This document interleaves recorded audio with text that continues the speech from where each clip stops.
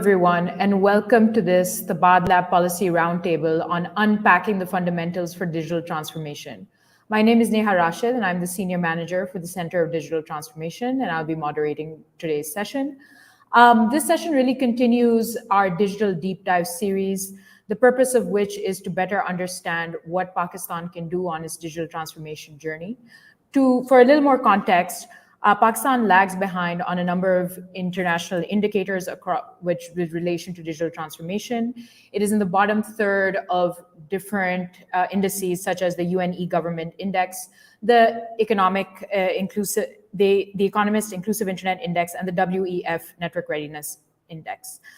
So one of the major questions that we have to answer is, how do we move ahead in a context where the concept of digital is becoming increasingly important in our everyday lives, and in a context where the concept of digital is becoming increasingly politicized as well?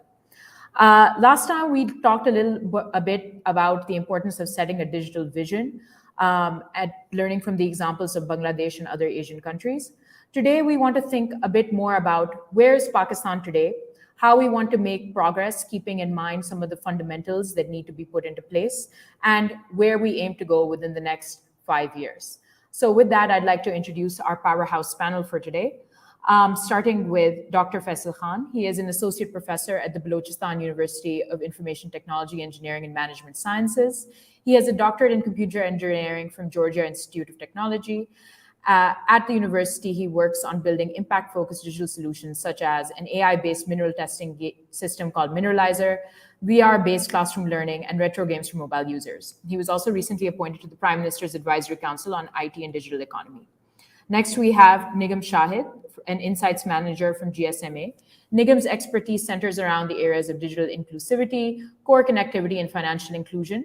Her work supports GSMA Mobile for Development's partners to build capacity in the countries they serve, and helps government stakeholders implement digital solutions to socioeconomic challenges and for sustainable development. Next, we have Meena Tariq, co-founder and CEO of Metric. She's a VC investor turned entrepreneur and has automated accounting for SMEs and startups in emerging markets. She's a partner at Caravan, a Middle East-based fund focused on early-stage startups in Pakistan. She has supported thousands of entrepreneurs over the last decade, including directly training 700 plus business owners across a variety of industries and geographies in Pakistan, Nepal, Iraq, and Bangladesh. We then have Dr. Sahil Munir, who is an advisor for emerging technologies and digital transformation at the Dubai Digital Authority. He has over 25 years of experience in the technology space. In his current role, he is actively involved in developing policies, legislation, and standards for blockchain and government, digital ID, signature and digital payments, and many more issue areas. He has organized a private equity fund investing in emerging technologies. Finally, we have with us Armando Guillo-Español, a Berkman Klein Fellow at Harvard University. A lawyer and public policy specialist, Armando has advised public and private entities around the world on issues of data protection, AI policy, and innovation.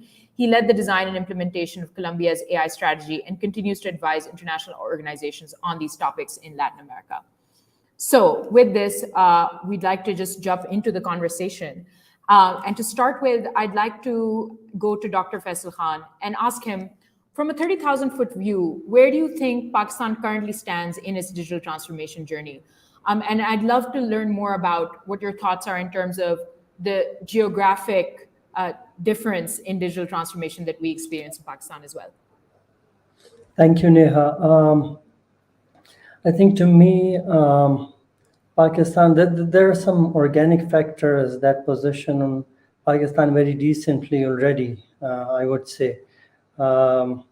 I think those organic factors, without the serious intervention of the government, have still made it Pakistan to be very decently positioned already. Some of the factors, in my view, are already having a population of over 100 million youth who are less than 25 years of age, and in any digital economy, youth can play a very critical role. Secondly, we have a very decent smartphones penetration. According to PTA's figures, we have about 51% of smartphone penetration in the country. We have very decent, especially in the last 2 years, we have very decent e-commerce penetration again. amounting to roughly 7 billion USD this year. We have the mobile again penetration resulting in a mobile ecosystem generating about 17 billion US dollars in the country this year. And all of this is happening, I think, virtually with not much serious interventions on part of the government or large-scale stakeholders.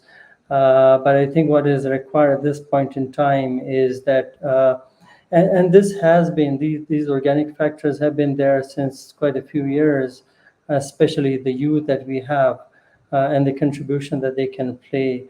But I think what we have been lacking is that and making a very fair share in the digital global economy. I think to me, so on that part, connectivity, skill development, where I come from, I think we are producing a lot of IT graduates, but again, we still lack a lot in terms of employable graduates. And thirdly, helping build some conducive environment to grow the digital economy in Pakistan. Neha. Thank you so much for that, Dr. Faisal. Yeah, that makes a lot of sense. I mean, basically, it seems like there are a lot of ingredients that Pakistan has which can catapult it into sort of the next stage for digital transformation. But we haven't really seen an ecosystem-wide enabling environment being created at this point in time. But just thinking about some of the things that you mentioned, such as e-commerce, et cetera, that brings me to the private sector. And Meena, I'd love to hear from you where you think, from that perspective, Pakistan currently stands in its digital transformation journey. Meena, you're muted. Sorry about that. I was saying thank you so much for inviting me, first of all. It's really great to be here. I think we're really early in our digital transformation journey right now. I mean, we're starting to see some activity happen. And like, Dr.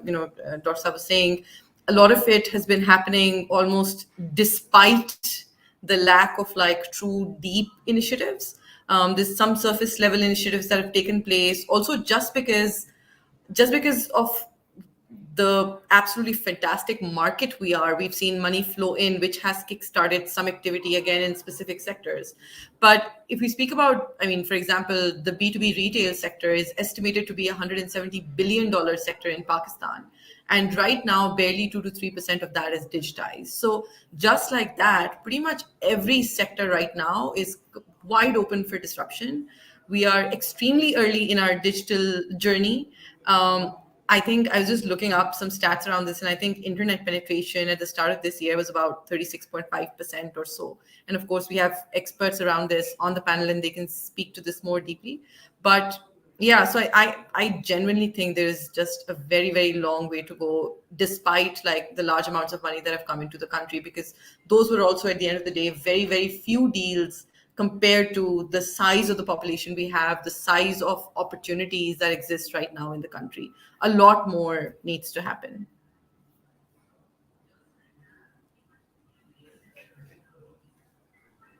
No, thanks for that, Meena. I think, we all kind of resonate with this idea of a lot more needs to happen. And I think the main question is okay, well, what are the things that we should be focusing on? We talk a lot about key digital enablers. And one of the things that we're trying to think about is what are the key digital enablers that we need to have in place, especially for a country that is so early stage in its digital transformation journey. So given that, I'd love to talk about what people are thinking in terms of this. And so Nigam, since you've worked on various markets, specifically with respect to connectivity, when we think about a place like Pakistan, you have financial inclusion staying at 21% for the last 3 years.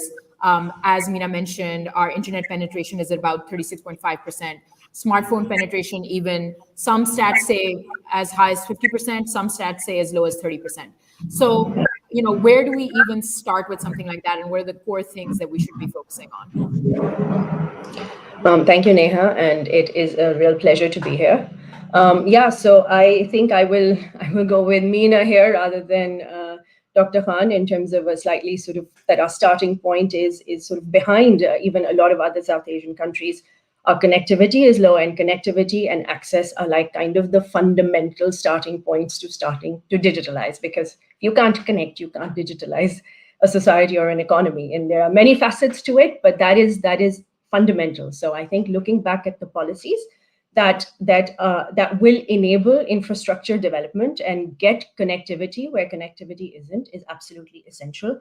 Looking at business models and looking at regulations that will enable this. We have one of like the least kind of available spectrums that there are. Also, we heavily tax access to phones. So if you're going to have a digital society, a society which uses the internet widely and is enabled in that sense, you can't, and you have very heavy taxes, for example, on smartphones, and you have heavy taxes on SIM cards or on data usage, the activation tax, sales tax, customs tax. I think we have probably the most tax in the statistics I've just looked at compared to other markets, even in South Asia. So that's definitely going to work as sort of a disincentive, right? Our phones are expensive, and on the one hand, it's because we've had sort of a protectionist policy, and that's created some jobs sort of locally in terms of manufacturing phones. But on the other hand, if you don't have affordable handsets in a primarily kind of low-income population, then that population is excluded. So I think connectivity and access and figuring out problems there are the starting point. Like, I can talk to a lot more issues, but once you have that, then that conversation really kind of begins as to what do you do next. And then you can start looking at, all right, how are you going to digitize your government? How are you really going to incentivize people to move towards digital cash payment? Digital cash payment can be a real enabler in then opening up a lot of kind of digitalization in other sectors, whether that's agriculture, whether that's transport, government to person payments. So I think connectivity, infrastructure, and access to smartphones. I mean, for us, even though we have like 54% of the coverage we have, which is 3 and 4G, does not get utilized. And one more worrying thing, which I'm sure we're all aware of, but is really important to mention, is I think even within South Asia, women are just using smartphones much less than men. And in particular in Pakistan, this is because of cultural norms, because we just haven't really kind of been able to understand the benefits that kind of Wi-Fi and connectivity and internet access bring. And so we're still sort of unwilling to kind of accord that to some of our population. Pass that back to you. Yeah, absolutely. I think especially on that point about the gender gap, it's just a huge challenge that we face, and we seem to be facing in more chronic ways than the rest of South Asia. And it does bring up the question of, how do you make movement on that? We've been running several kind of FGDs as part of our effort to create a digital vision. And every time we talk to a group of women, even ones who are very highly digitally enabled, this question keeps on coming up about, well, the social norms were maybe we're not permitting them to come online. They have to prove the use case for value. And so they're very interested in trying to make kind of economic impact through their smartphones for their households. And that throughput happens because sometimes, they need to have someone external come in to convince the family to let them have a phone. But yes, those are very kind of not quantitative experiences, but it just in some of the conversations that we've been having, that's definitely been coming through. Well, I mean, we've kind of been, that's coming from a space of connectivity being really important, but Dr. Sahil, you work on kind of very forward-facing technologies such as blockchain, et cetera. And I guess one of the things I wonder about is, when you're working on something so advanced, how do you look at an economy like Pakistan and think about what are the core enablers that really need to be in place and what fundamentals we need to be focusing on?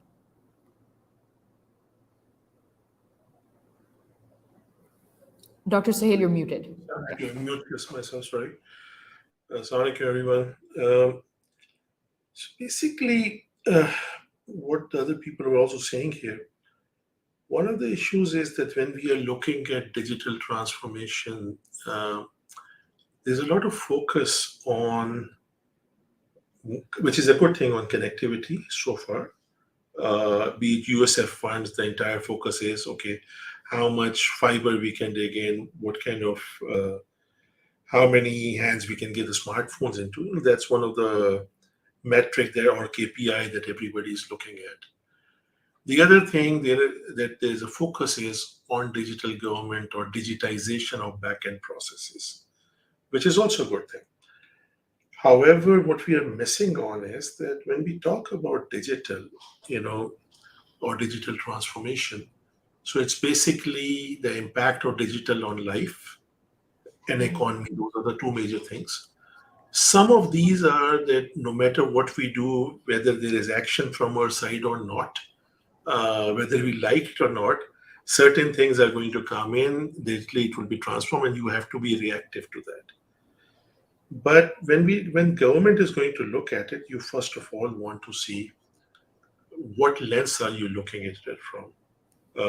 What are the personas who you have to basically look at those personas and define those journeys that you have to be enabling. I take the city of Islamabad. These are the demographics of the residents that are there. I can come out with a few personas, very common personas, or from the business sector, there could be a persona. And what are the needs that I have to address? That is one thing which I have to look at. Then there is, and once I do that, once I define these journeys of maybe dream big, maybe I want Islamabad to be that cognitive city of the future. Maybe I want Karachi to be that cognitive city of the future. So define that end goal, define your journeys, and see now what are the gaps that are there, be it in policy. I'll give you one example. There was a foundational law in 2002, the Electronic Transaction Ordinance, which pretty much enabled the e-commerce and whatever digital we are enjoying in Pakistan today. Now, a clause in that law was that anything that has to do with stamp duty, within the next 2 years, within the next 24 months, it would be addressed in how to cater to that. Now, for those of you who do any transaction or any contracts in Pakistan, anything that you do has stamp duty involved. So because that 2 years have passed, in fact, 20 years have passed, nobody looked at that stamp duty ordinance as how will that correlate to digital transformation, to the electronic transaction ordinance. So hence, for all practical purposes, that has lapsed. Meaning, I can do no meaningful transaction electronically or digitally in Pakistan, which will have legal cover. I cannot do any property transfer digitally using digital signatures, which will have any legal cover whatsoever. So, and there are many such gaps that are there. The other thing is what enables digital transformation. It is not just some of the back-end processes. The most fundamental thing, the oil here is, what is going to drive this is data. This is not addressed. We do not have a proper data policy, be it open data, be it shared data policy. That does not exist for all practical purposes. Who is the custodian of that data? This is a bit more, it's gotten a bit more complicated after the 18th Amendment, where IT became a devolved subject with the provinces. So now, this is something which needs to be addressed. So there are some of these policy interventions, some of these gap analysis has to be done. What are these missing policy and regulatory frameworks that are there? That has to be put in place. Then the other thing would be the foundational building blocks. I think Ms. Tariq here rightfully identified cashless city, the future of payments or cashless transactions, real-time peer-to-peer payments. This is one of the foundational building blocks for digital transformation. The other is a digital identity, for example. Not the digitized identity that Nadra has, very good thing that we have, but now we actually need a digital identity. Without that, you cannot actually be doing any meaningful transactions. Believe me, I file my taxes electronically, and I fear that because it is the same password that I need to have, and my accountant will have the same, and everybody else will have the same. So there is no digital identity that is there right now. And I have been involved with a few governments in the region in digital transformation, one of them being the Dubai government. 5 years ago, when we were actually looking at, okay, we have smart services in Dubai, but now what are the missing building blocks that are there? One of them was digital identity. The other was payments or peer-to-peer real-time payments. The third was advanced geospatial services.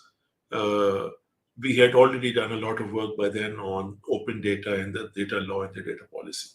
So these are some of the building blocks that are there that have to be there. So in my opinion, in a forum like what you have done here, I mean, that's much appreciated. But such a group, I think what needs to be done is to lay the foundations of a digital master plan. That would include, okay, what is the desire? I mean, you have so many stakeholders that you get together on your platform, and many other platforms, many other people are kind of working in this direction. Okay, let's look at what is that future vision that we want to see. What are the sectors that should have the most important impact? Pakistan, agriculture, economy, health, whatever those may be. Once those are identified and agreed on, and there's a consensus, define the journeys, define the personas from which lens you're going to look at it. Then once you have that, dream big. We are 5 of us are sitting here. These 5 or 6 dreamers are here. Dream big, define that futuristic state of a cognitive country, of a cognitive city. Then you identify the gaps. These are the policy gaps. You have a roadmap. In order to achieve this, these are some of the policy gaps that exist. These are some of the foundational building blocks that have to do. One thing which I am always against is never expect the government to build it for you. That's not the government's job. The government job is to provide you the policy and the regulatory framework to take care of that and facilitate some of the foundational building blocks and create an enabling environment. And yes, the government has to enable the private sector to actually do that. Once that is done, so that is something that is missing. We have identified bits and pieces. We talk about connectivity. Yes, there's a lot of focus on that. Most of the USF money is going towards connectivity, right? I'm not saying enough is there. More needs to be done for sure. That's one part. But then there are some of these other elements which are missing, which have to be identified and to be brought in place. That's kind of how I would look at it. Then it becomes immaterial if I'm doing blockchain or metaverse or whatever the case may be. That becomes immaterial. Some of these components have to be in place. And the only way I have learned to do things is to start from the end goal, dream big, define that very euphoric end goal, and then try to get to that. 2047 could be one very good target date to be working on, working backwards from, right? Yeah, fingers crossed. We I think all have high hopes for 2047. And I think your comments definitely resonated, especially this idea of needing to create a vision and a master plan and be working towards that.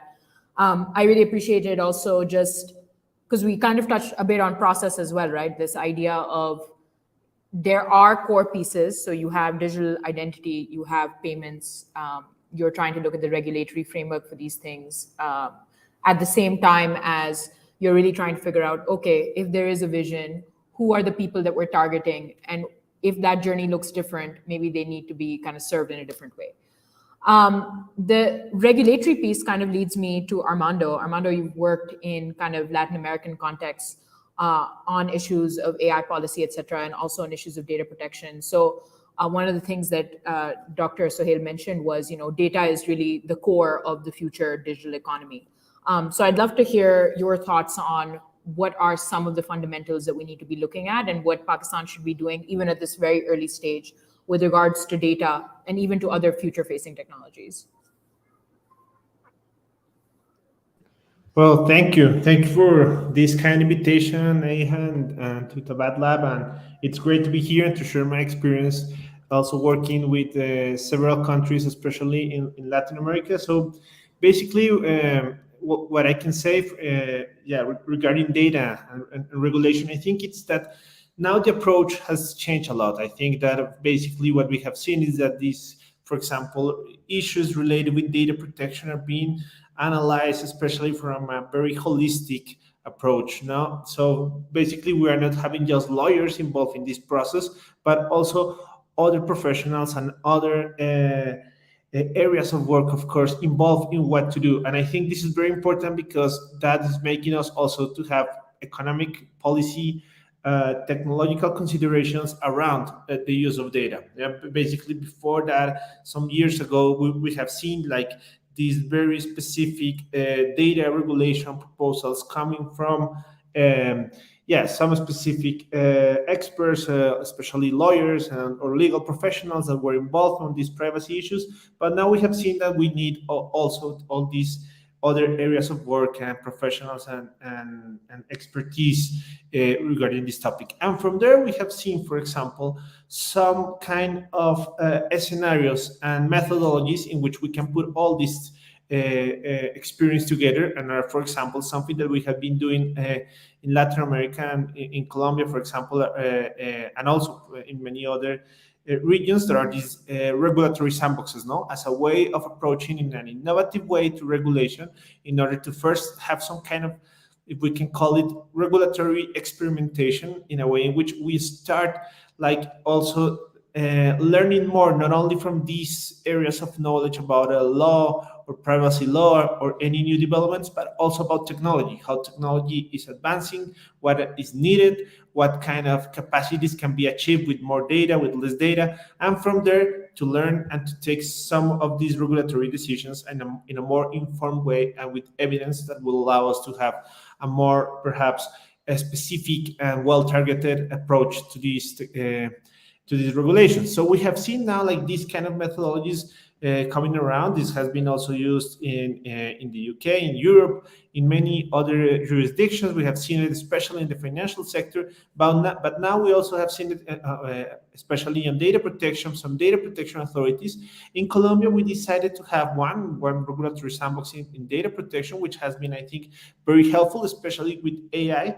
So what we have been doing is that a data protection authority, before having any decision related with the use of data in regard to AI and AI systems, what it is doing is having these sandboxes, learning from the technology, understanding how it works, getting some more knowledge, some more experience, some more evidence of its real risks and its benefits, and from there perhaps decide how to regulate and how to have a regulation around this technology. We have seen now sandboxes being used all around the world, as I said. Now we have some weeks ago the first AI sandbox in Europe. Spain decided to become like the leader of this initiative. So it's a very exciting time, I think, for these regulatory experimentation issues. We have seen also other ways of experimenting. We have seen policy prototyping, for example, as a way in which we are approaching to regulatory questions even before regulations are in place, trying to see how a future regulation or a proposal of a regulation will work in a specific context. So there are many other ways in which we have been advancing from this traditional approach that we have seen a risk.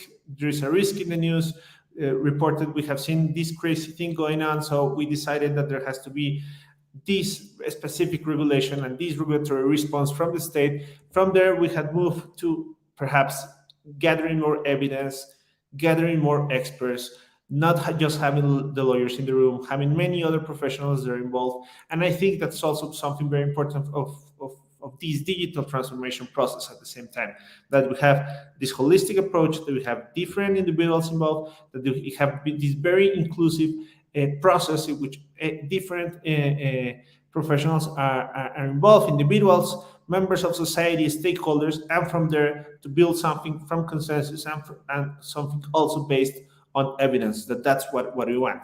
And I think that has been very helpful in order to see, for example, in Latin America, we have not seen many proposals about AI regulation. What we have seen more are proposals for regulatory sandboxes, for prototyping, for many other ways of approaching regulation, and also at the same time for ethics and ethical frameworks. So this has been, for me at least, I think it's a very big mindset change in the way in which we have this very much pro-regulation approach, and now we're changing to, okay, let's first learn more about the technology and let's build more capacity about how this works, and then from there that we start deciding on how to regulate. And that, of course, affects data, that, of course, affects connectivity, many other areas in which regulation, of course, places a very important role. So that's what I can say for now, and I think that's how things have been changing, how this digital transformation is also changing the way in which lawyers and regulators are talking about all these issues and how they are deciding how to interact with technologies, which I think it's something quite innovative and a revolution in itself. Yeah, no, absolutely. I think those of us who are kind of more familiar with the Pakistani environment, would definitely relate with this idea of, a desire, I think, to shift from over-regulation to testing. And I find it really fascinating that you guys are implementing their sandbox methodology to issues of data protection. Because as you rightly mentioned, we've seen sandboxes in the financial space. So I believe the State Bank has a regulatory sandbox. I know the SECP in Pakistan also runs this regulatory sandbox, but we've seen less of that in the data protection space.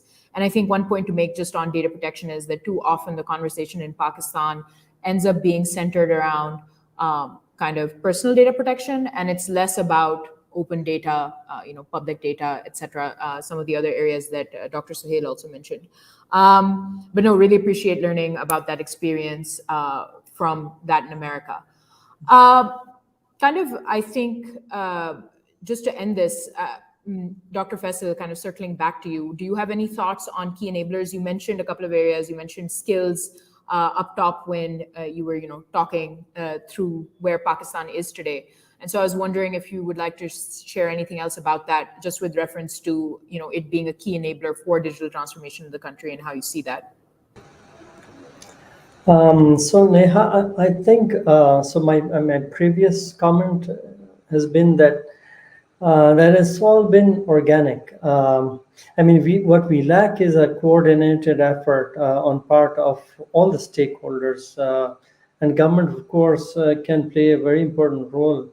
From my experience, I've seen in the government circle, especially on MOIT's part, on the PTA or the National IT Board, I think we are all working very orthodox, and IT being in a very unorthodox sort of area. So I think the government first would need to enable these organizations themselves to be more autonomous, to be more conducive to work. NITB, for example, in my knowledge, I've been working with them, still is looking for leadership in the last, it's been over 1 year since the National IT Board is still looking for leadership.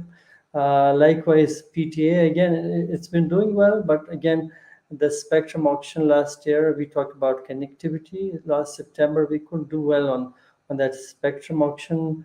Let's hope that we do better next year, inshallah. We hope that by January we have a spectrum auction. Again, spectrum auction is a key enabler, especially when we talk about connectivity. And then making fiber optic passive. Right now, what we have is that we are private organizations, the service providers, they invest billions of rupees in connecting a very small proportion of tier 1 cities. But again, that is redundant investments. What we now need to think about is those those models where this infrastructure is being developed by the city councils, by the state, and then being leased off to service providers. So what I would say is that a coordinated effort was required, and I'm pretty hopeful that there are some optimistic things coming up. Talking about the digital skills, since I being an academic myself, what I see is that Pakistan produces, according to reports of PSED, that we produce about 25,000 ICT graduates each year, but hardly 10% of them are employable. And I think these are those hardcore people who can really propel digital economy in our country. So in that regard, there's a lot of effort required on part of the institutions who teach or educate people on these degree programs, as well as these very interesting remote learning programs coming up, like the DG skill programs of Ignite and then PITB's programs. But we still need to work more on making a real impact on that part as well. So again, I would say that I am optimistic because of those organic factors which are already there, but a coordinated, concerted effort in an unorthodox way is required on part of the government as well as key stakeholders. No, absolutely. And I think this idea of a requirement for coordination is kind of, a throughput that I see coming through all of your conversations. I guess just one follow-up question on that before we move on. You mentioned that only 10% of the 25,000 ICT graduates are actually employable. Could you just quickly review as to why that's the case? I think, so what we did bad in the IT education sector last 20 years or so has been that we opened up a lot of programs unregulated, mainly in a lot of private institutions across the country, some lacking very basic resources, human resource, infrastructure resources within those institutions, that happened unchecked all those 20 odd years. And so it's getting very hard. I work with the National Computing Education Council as well, and it's really very difficult to regulate these programs when you have these programs already there and they're producing graduates last 20 years. It becomes very tough, very difficult even for these organizations to keep a check on them. So and also partly the whole undergraduate education system in our country, again, it itself needs a lot of effort on teaching and learning methods themselves, on enabling the faculty. I would say, again, we've been believing more in numbers than the quality of the delivery, the curriculum, and of these people who work in the faculty.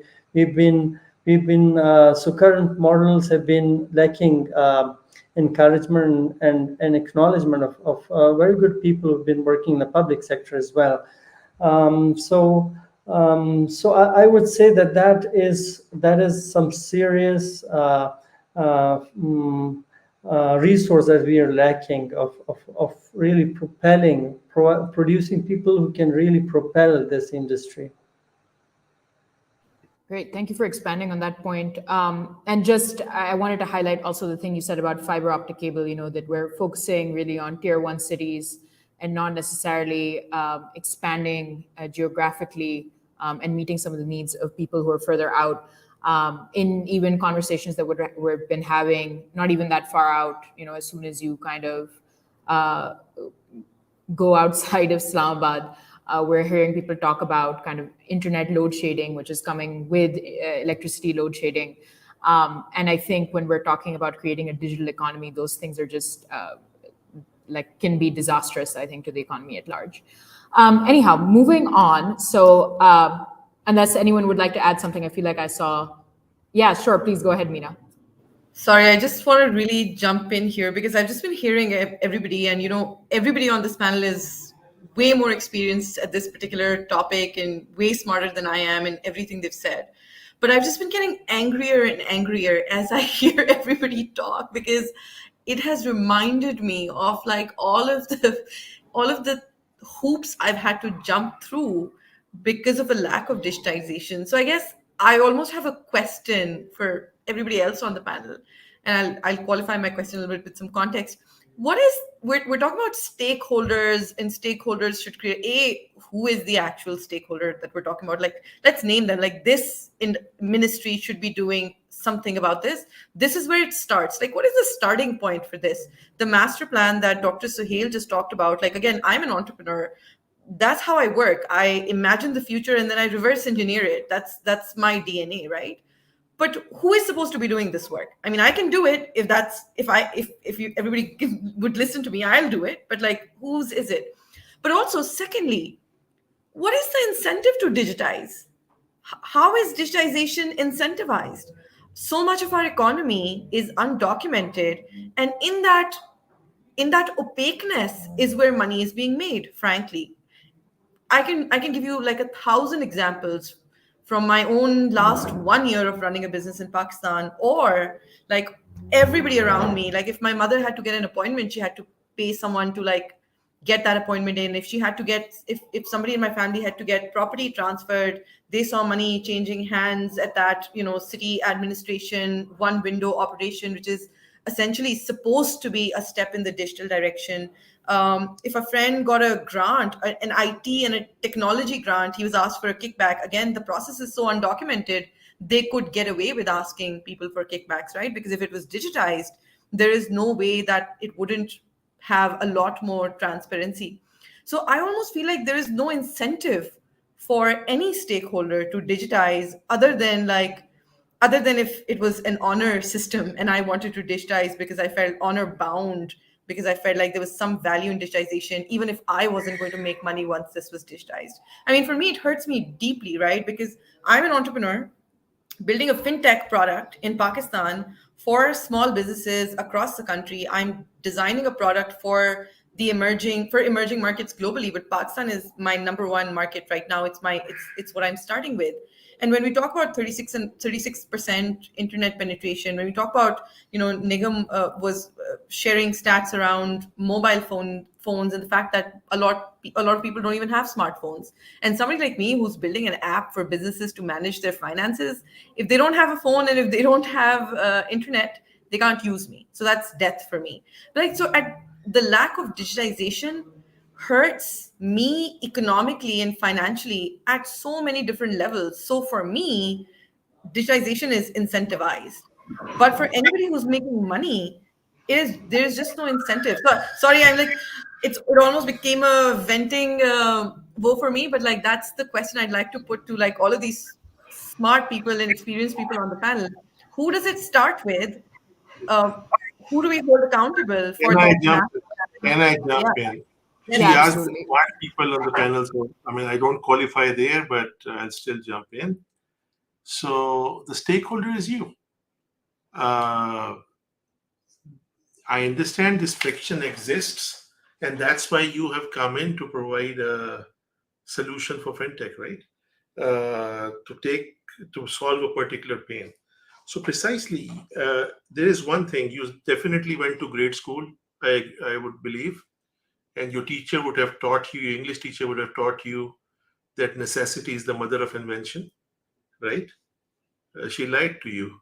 Invention is the mother of necessity. So what I'm trying to say is that there would be needs that would be coming in, which is going to force to digitize. Pakistan has a horrible infrastructure. Does that mean that in the next 10, 15 years, self-driving cars would not come in Pakistan? Maybe they will come. I mean, so some of these eventualities will be there because technology has evolved, because it's not by choice, right? So that's what I was saying earlier. You are the biggest stakeholder. Who owns this? That is a very good question. Dr. Faisal actually addressed this. He talked about NITB, a very good step that was done recently between the last two, the current and the past government, was that they made NITB an autonomous body. That was a very good starting point. I personally believe that one authority or one entity should take this responsibility, and they should be bigger than a particular department in the government, because it is not about IT or just one particular department. So that responsibility has to be taken, so that they have to play the role of that coordinator, identify what gaps are there, provide the building block, as I was saying. So that has to be done. So a good step is already taken in that regard. Yes, I agree with Dr. Saab that currently there is no leadership there, which I think is being worked on. But that's a very good starting point, and that was a very good step that was taken. So they have to play that role. But coming back again, the stakeholder is you, and it is going to be your need, where the frictions are in your journey, that has to define this. I don't know. I'm also going to jump in there with the last comment as well. I think we can actually think of, so when you think of, well, who is it serving? You know, you're a service provider, you work in the business, but everybody else is making money. But actually, everybody else is also having to pay out money, right? Everybody else is stuck in an inefficiency trap. And Absolutely. if you think of digitalization, really, it's almost, in some ways, it is a real enabler in changing people's lives. And if you think about rural lives, for example, where there isn't access to healthcare, where there isn't access to the stocks and supplies that you need, and there isn't infrastructure to order it, and you might have to travel 2 days to get something or a day to get something, and give 6 kickbacks on the way just to kind of run a small business that isn't a digitalized business. You know, digitalization in that way is a life-changing thing. So I think more than just, well, we're in a culture where it works the way it is because everybody's benefiting from it. Everybody's also actually suffering from it. And digitalization, once you get go, once you've got connectivity, access, and those kind of building blocks such as digital payments, I think it can really, a digital ID, it can be transformative in the way that you access services, in the way that you are able to manage your life, and for women in particular, who yeah. So I think maybe beyond the case for digitalization, I think, is greater. So and maybe that sort of can drive it forward. That there are a lot of people who can gain, and make very fundamental services available to themselves more easily than they are now. Sorry, Ned, would you like to? No, I was just agreeing with Nigam. I think Armando wanted to kind of jump in. Yeah. So also to comment on that, well, basically what I wanted to say is that there are a lot of incentives to get involved into this digital transformation and all this process. And for what, but of course, what I can share is from the experience here in Latin America. What we have seen is that, well, this is a very interconnected economy, and the digital trade, economic trade, everything. It's so interconnected that just being not being aware of what is going on, of the disruptive effect of some technologies, like, for example, AI, automatization, all these new things going on, and how they will affect every single country in the world.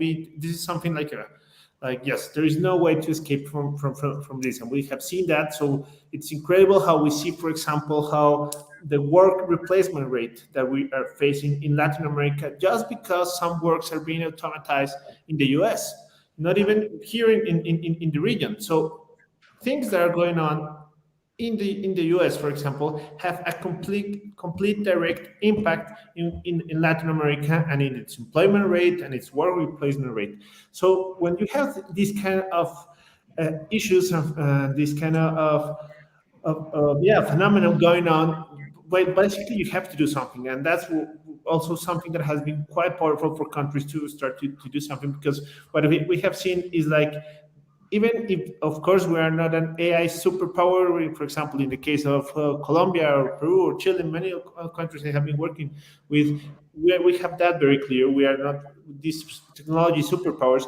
but we need to start building capacities on something that is going to have a direct impact in our economy, in our way of living, and many other things. And in order to have some kind of control of what is going on, and just to see how are we going to interact with all these global process that is going around, we want to build our own capacities. And that has become quite an important element to motivate these countries in order to engage in these conversations, and I think that also can be powerful for many other countries, for Pakistan also, like, what is our role in all this global phenomena that is taking place? What should we do? How we should prepare people for the changes that are coming? How we should prepare for this work replacement phenomenon that is also taking place?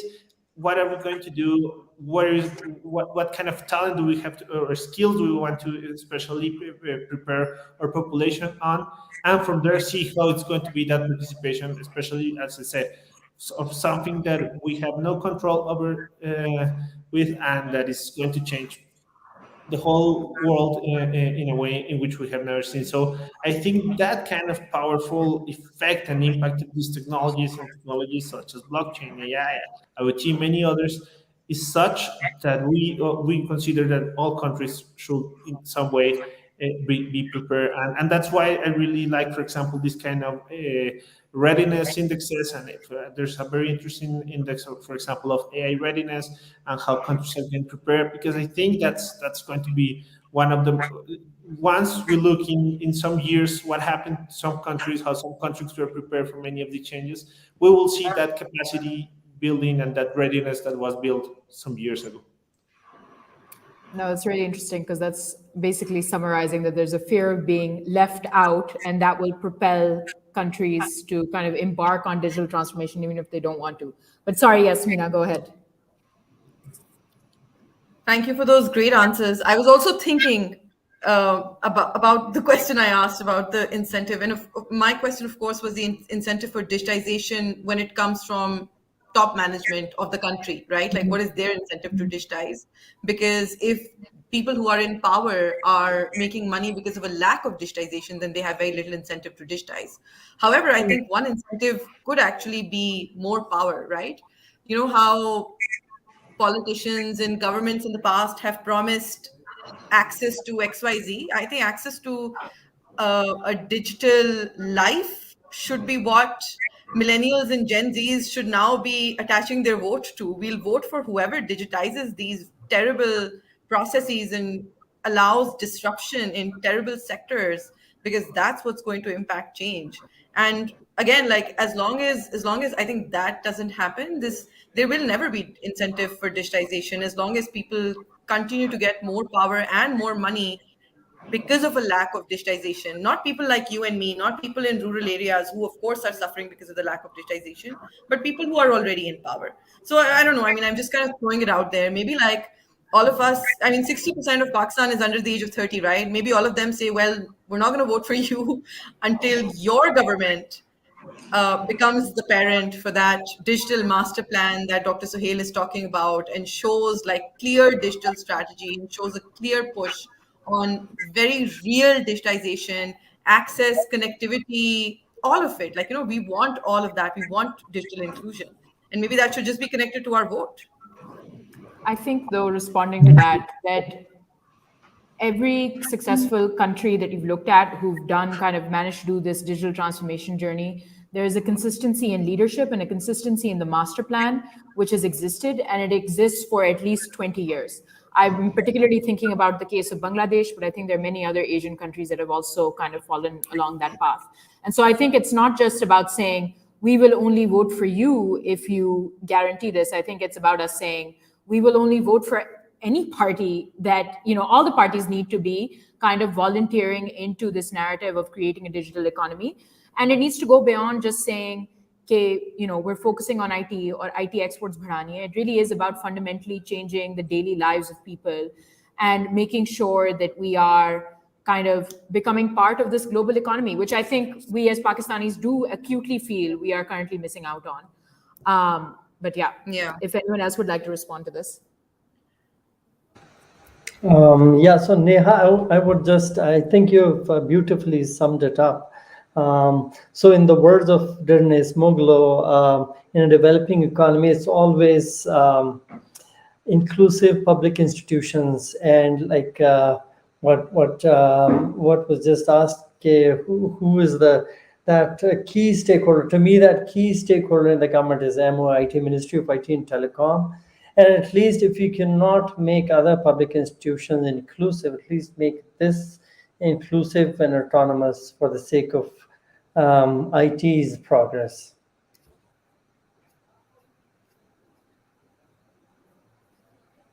Yeah, absolutely. I mean, this next question seems, we've taken an interesting turn, but maybe we'll come back to some of the questions and we can continue to go off into other directions. But one of the things that we've seen looking at different kind of country digital transformation agendas is that there are often a few discrete areas of intervention that are identified at the outside of a digital transformation journey. So some countries have chosen to go with something like government digitization, which was mentioned earlier as well. Some countries have chosen to focus on e-commerce because this is an area which cuts across both with people and businesses in different ways. Other countries have chosen to focus on other priority areas. And so I kind of pose this to you guys.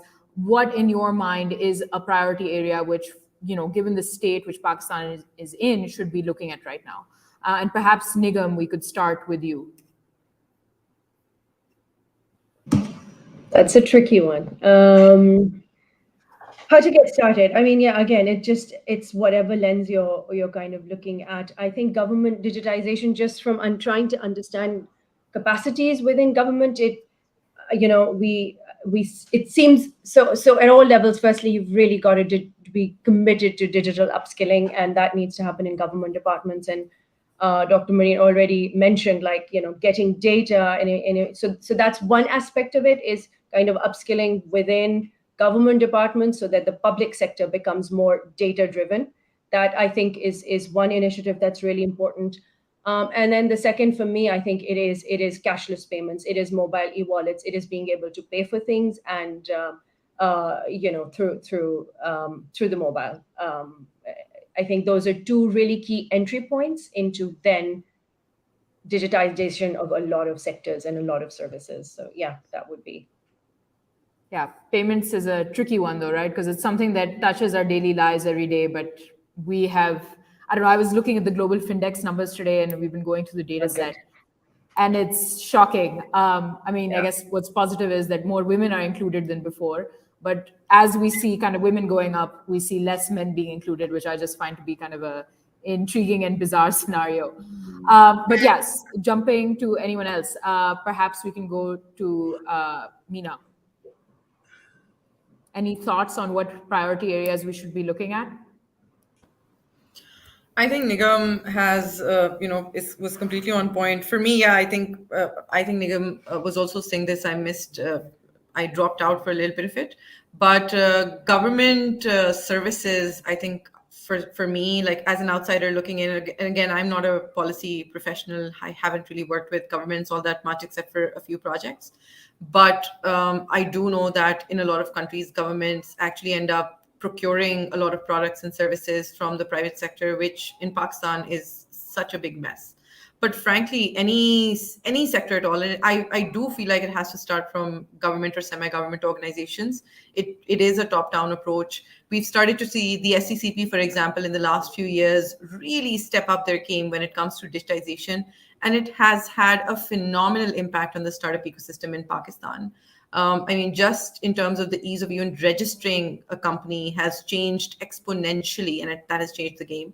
But, for somebody who's run a VC fund for Pakistan or investing in Pakistan, bringing money into Pakistan, bringing money out of Pakistan, for somebody running a startup in Pakistan, dealing with the banking sector and the fact that it is so hard, even for a business that has raised $1 million to get access to internet banking. I mean, every time we have to pay salaries, we have to write 2 different letters and then send a runner with a check to the bank, and then they and even that is like the better way to do it, right? That's a better process that they've designed, and they charge us for it. This additional process is like, it's an extra charge. Otherwise, they're like, you should just sit on your laptop and try to send money or give people checks. It's terrible.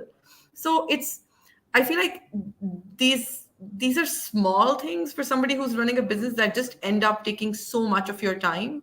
Execution in Pakistan is so difficult. Our market is phenomenal, but the biggest question mark that any investor that's looking at Pakistan has is ease of doing business.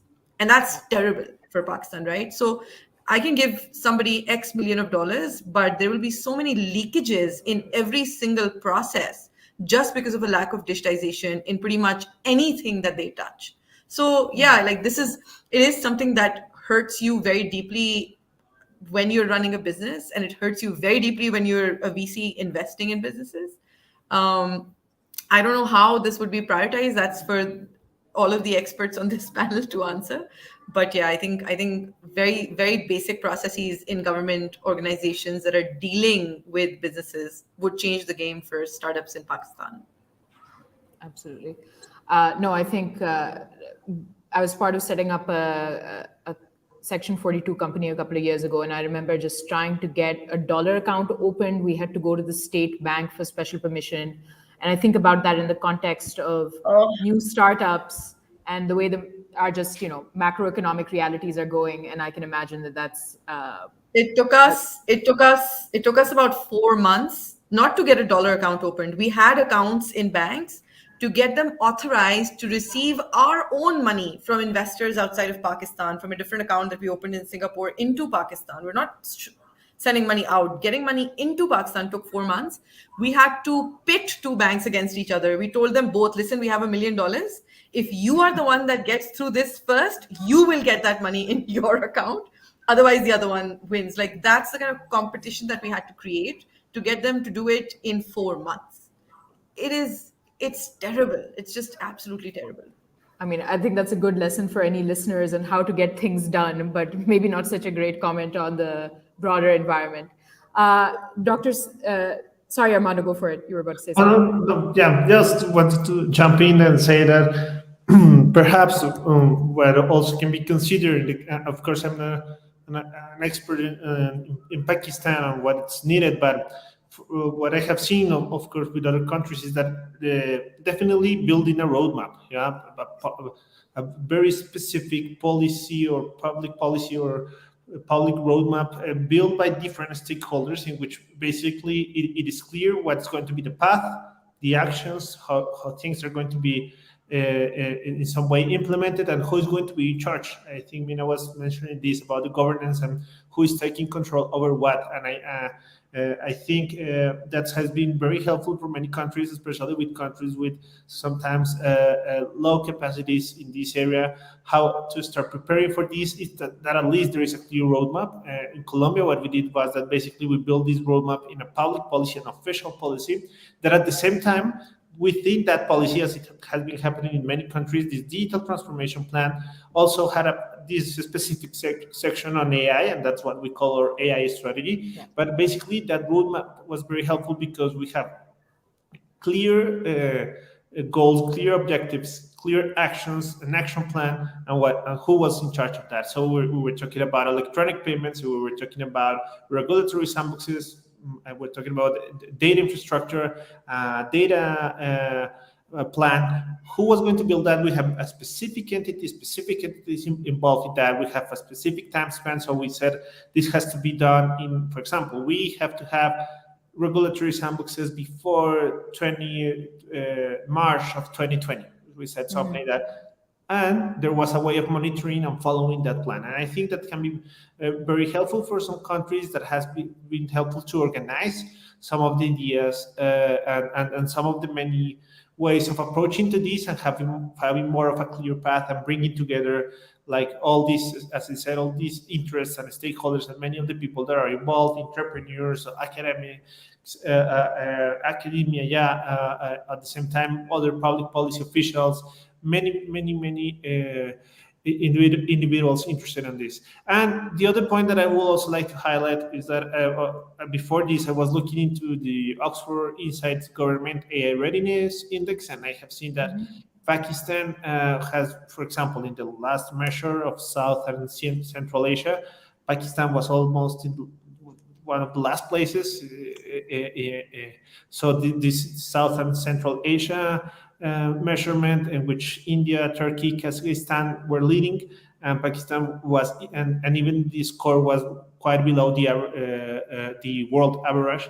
So basically, that's something to consider, because, as I said, I think preparedness and readiness on technologies such as AI, it's quite important. That also helps you to mobilize many other discussions, because once you see that for AI you need a lot of other things to be put in motion, then that's a good way of mobilizing and saying, like, look, we're lagging behind on AI, but that means also we're lagging behind on connectivity, on data access, on talent programs, skill programs, and things like this, regulatory environment, and many other things that are needed there.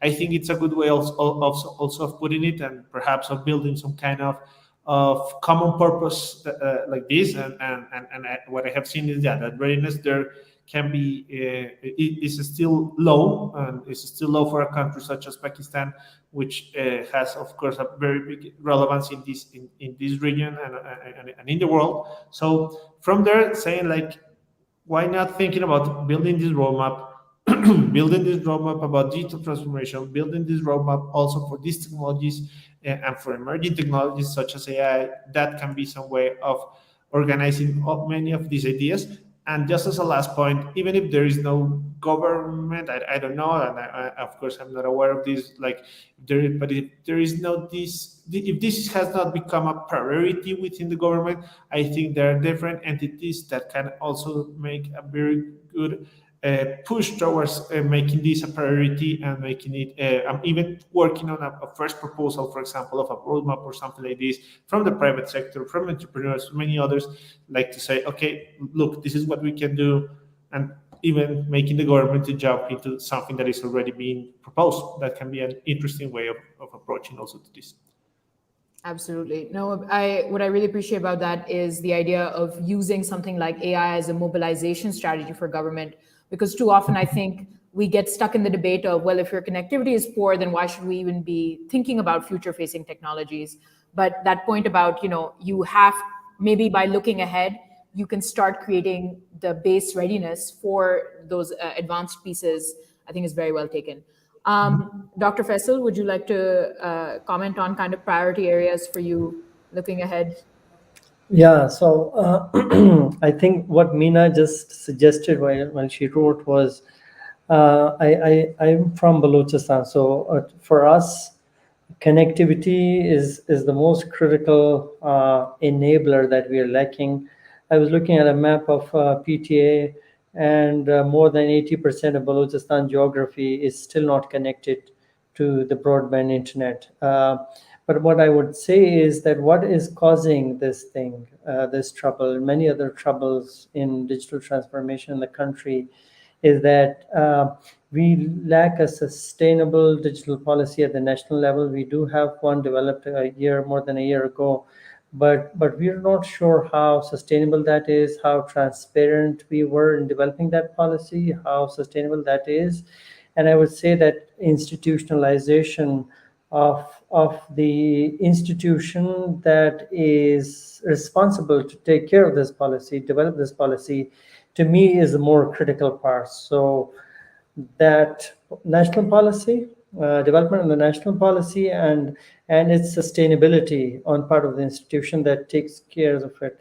And Amando's point was very good. He says that if we're even more ahead of this, if we develop our AI strategy at the national level, maybe that helps catalyze the overall debate that we are having. So that's a great point. Yeah. Finally, Dr. Sahil, any thoughts about priority areas? Sorry, you're muted, Dr. Sahil. Am I unmuted now? Yes, you are unmuted now. Go ahead. So when you started your question, you basically said that some countries have a priority on digital government, some on e-commerce.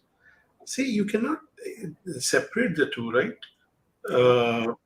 E-commerce or ease of doing business will not be achieved without having proper digital government systems in place. So it's very tied together.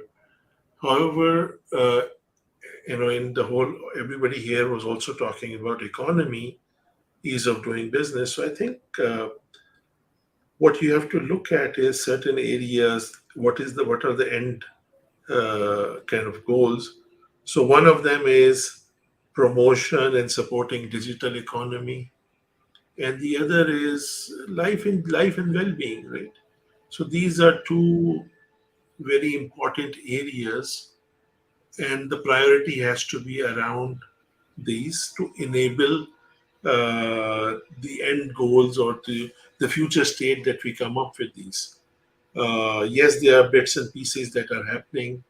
There was talk about if payments and the future of payments.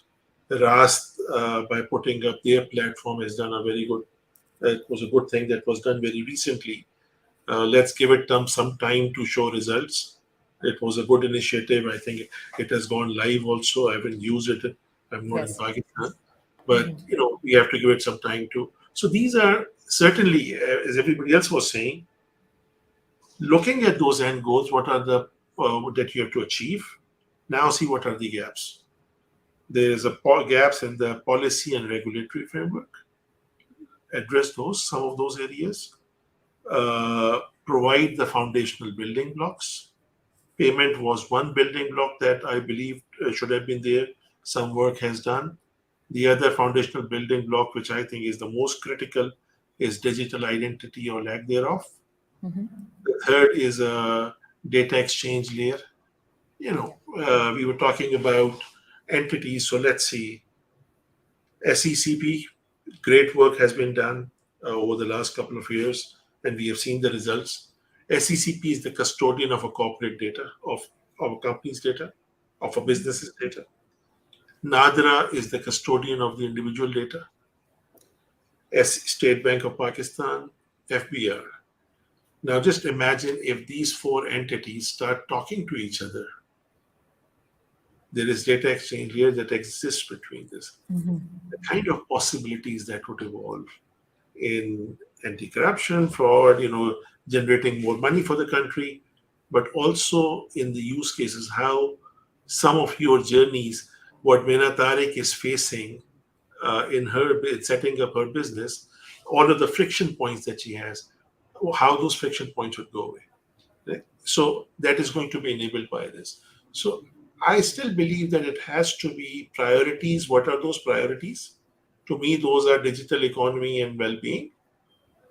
To now look at those priorities, I look at it from various personas, various lenses, identify the friction point in those journeys, and then start solving. I mean, that's the approach that I have learned that I think it would work. And we'll keep on peeling the onion. I mean, it has to be bits and pieces that has to happen.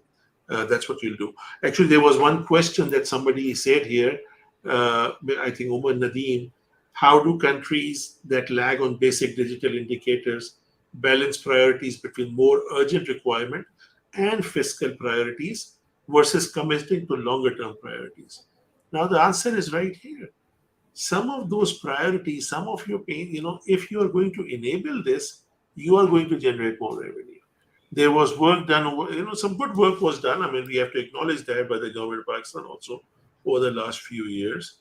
That resulted in Pakistan coming on the map when it comes to digital knowledge economy or providing knowledge work for workers, right? And the result of that was an amazing growth in export revenue last year. I certainly agree with Dr. Faisal that there is an issue with regards to quality of these resources.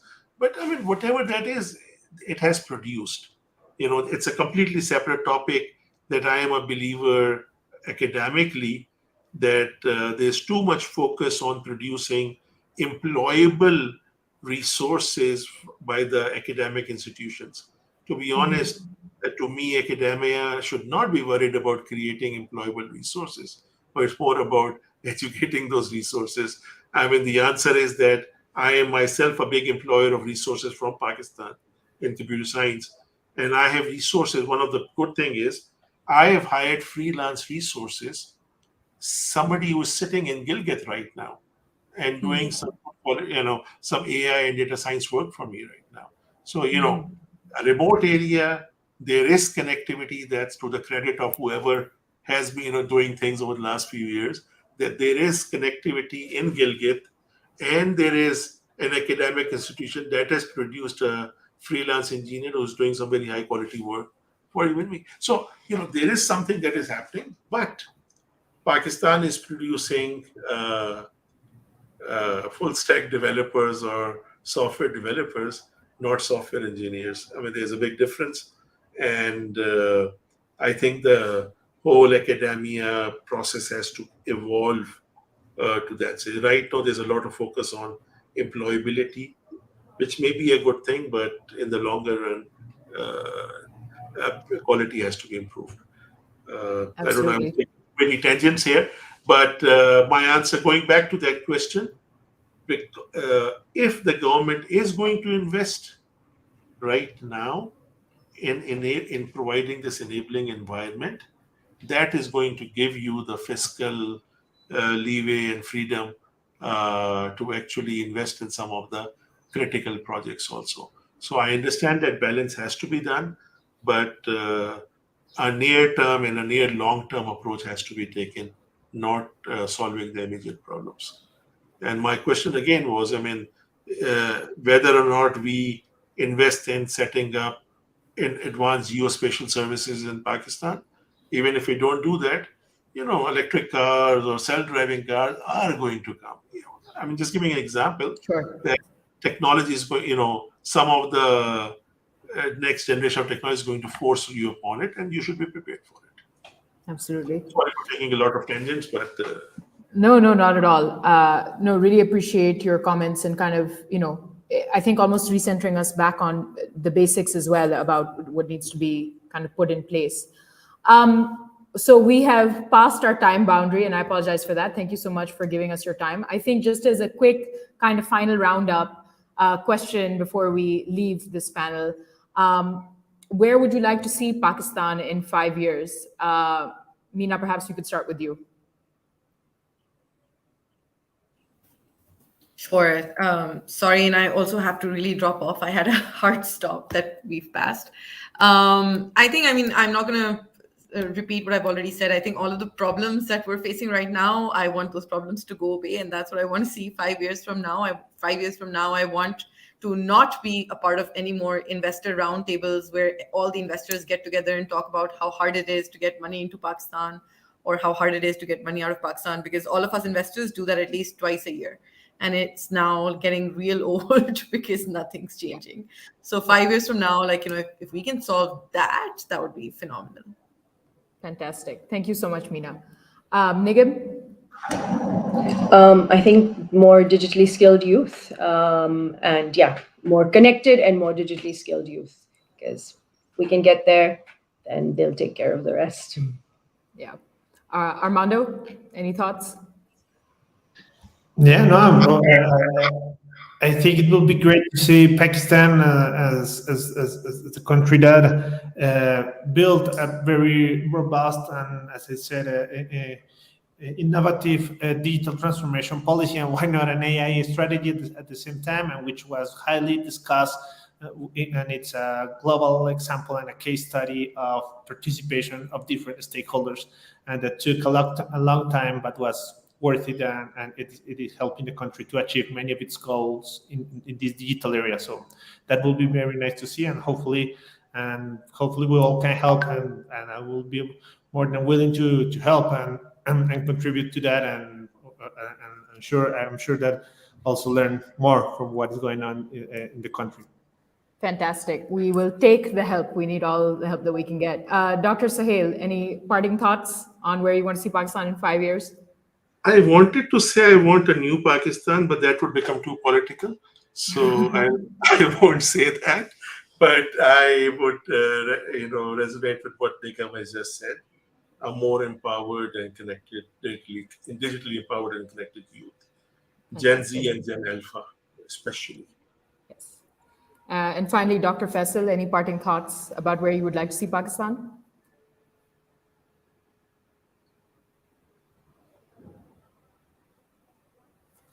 I think we might have lost Dr. Faisal. Dr. Faisal, can you still hear me? Yeah. So, Yes. so again, I think everyone has said already very well on it. So more digitally empowered youth, especially in the marginalized sections, geographically as well as socially. Absolutely. Yes. Well, thank you all so much for being here today. This is an absolutely fantastic discussion. Went in a couple of areas you weren't expecting, but I think brought a lot of richness. I really appreciate your participation. We learned today about some of the core areas that Pakistan should be focusing on, all the way from skills to digital identity to core connectivity, and then even future-facing technologies like AI. We discussed a bit some of the strategies that Pakistan can potentially implement, looking, at perhaps a unified roadmap for the country, which maps out a space for us, looking into the digital future, along with also thinking about things like maybe looking at future-facing priorities that can encourage investments in core areas today. And then we even spoke a little bit about the kind of profiling, et cetera, that needs to be done to ensure that the different people who are going to be involved in digital transformation kind of are brought along on the journey. Thank you all so much. We really appreciated your time. And we look forward to hosting you again at a future session. Thank you so much, everyone. Thank you. Being here. Welcome.